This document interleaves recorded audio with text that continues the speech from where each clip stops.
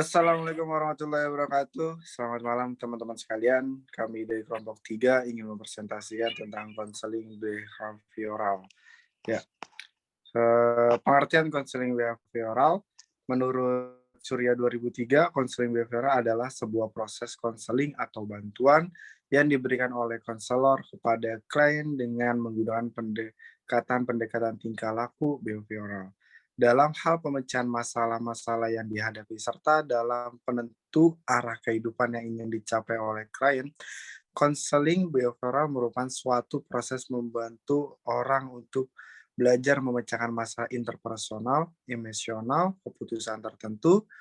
Konseling behavioral juga merupakan suatu teknik terapi dalam konseling yang berlandaskan pada teori belajar yang berfokus pada tingkah laku individu untuk membantu konseli mempelajari tingkah laku baru dan memecahkan masalahnya melalui teknik-teknik yang berorientasi pada tindakan seseorang.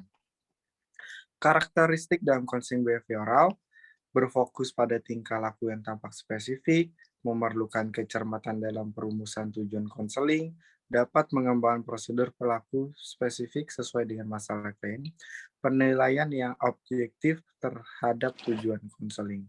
Baik, selanjutnya akan dijelaskan oleh rekan saya. Baik, terima kasih untuk Saudara Said. Selanjutnya akan saya lanjutkan. Pandangan konseling behavior terhadap manusia.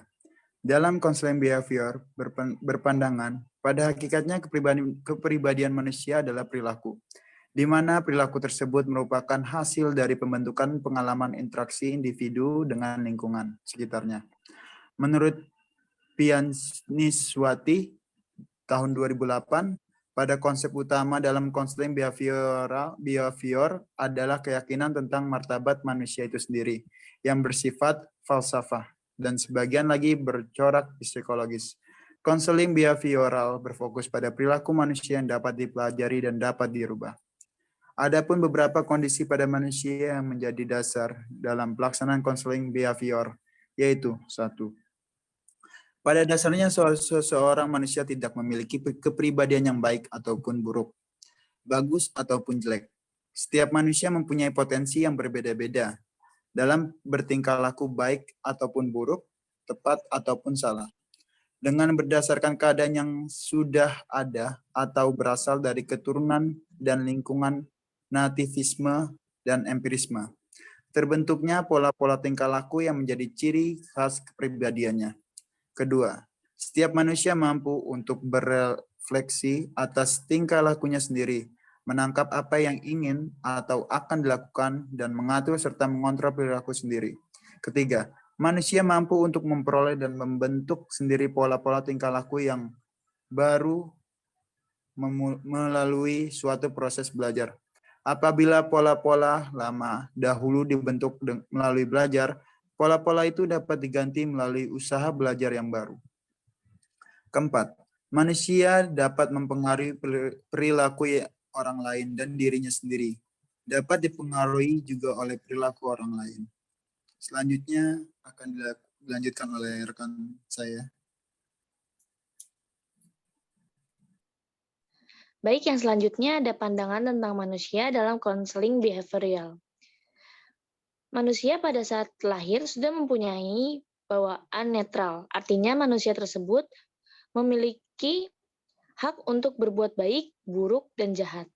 Yang kedua, manusia pada saat lahir sudah membawa kebutuhan dasar sendiri dan dipengaruhi oleh interaksi dengan lingkungan. Yang ketiga, kepribadian manusia dapat berkembang atas dasar interaksi dengan lingkungannya. Yang keempat, manusia mempunyai tugas untuk berkembang melalui kegiatan belajar yang ingin ia dapat dari orang lain maupun lingkungan sekitarnya. Yang kelima, manusia dapat mempengaruhi orang lain dan dapat pula dipengaruhi oleh lingkungan maupun orang lain. Baik, yang selanjutnya akan saya berikan kepada rekan saya. Oke, terima kasih Sila. Untuk selanjutnya akan saya jelaskan perkembangan kepribadian konseling behavior. Hakikat kepribadian menurut pendekatan behavior adalah tingkah laku. Selanjutnya dapat diasumsikan bahwa tingkah laku akan dibentuk berdasarkan hasil dari segenap pengalamannya yang berupa interaksi dengan individu maupun lingkungannya. Kepribadian seseorang merupakan cerminan dari pengalaman yang pernah ia alami atau jalani, yaitu situasi atau stimulus yang diterimanya. Merujuk pada asumsi ini, maka untuk memahami kepribadian manusia tidak lain adalah mempelajari dan memahami bagaimana terbentuknya suatu tingkah laku. Untuk selanjutnya akan dijelaskan oleh teman saya.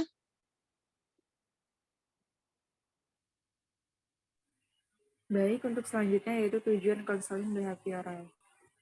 Konseling behavior juga bekerja dengan memusatkan perhatian pada perilaku manusia yang nampak terlihat dan juga dapat dipelajari. Tujuan yang ingin dicapai pada saat proses konseling harus jelas dan sesuai dengan prosedur yang ada. Memusatkan perhatian pada masalah klien dan membantu dalam memecahkan masalah klien.